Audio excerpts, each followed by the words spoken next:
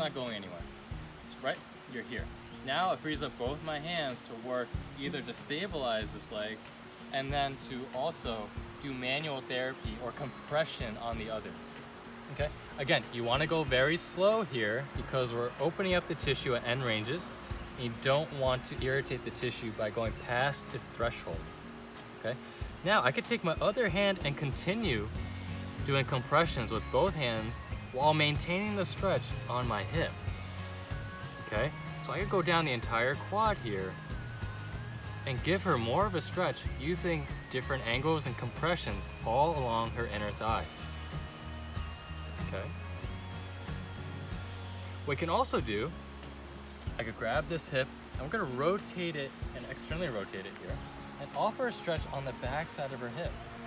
Now Zara here is very flexible, so it gives us the freedom to be able to move a little bit deeper. Typically, most people are not gonna have this much range of motion. What I could do is I can take my whole hand and grab the outside of her foot here, stabilize, and then use the other hand to again anchor the other side of the hip to give her more of a stable stretch. And if I want to be creative, I could still offer some compressions as I do it down the leg. Again, you want to hold these stretches at least for a minute, about 90 seconds, and then you want to give them a break. You don't want to hold it too long, okay? I like to move this leg here, and the next transition from this position is going to go into a side lie position.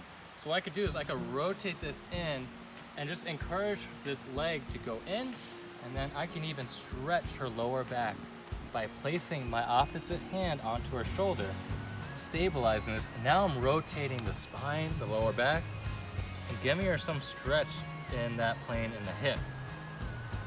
What I could do is she could stay in this position, right? And I could work this hip here. So you could place your hands on the outside here, stabilize.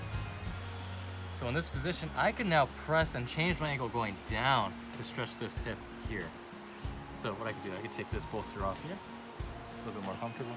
Now my angle, notice where I'm positioning my body. I'm behind or above her, so I can press against and pull this hip away from her spine to create more space along the lateral edge of her abdominals here, okay? As I do this, you can still work the quads. I'm close to the IT band here, but just offering some compression in this position is gonna allow you more access to the joint. And also another opportunity for you to free something up that doesn't wanna give, right? I could still go down the thigh here with the opposite hand.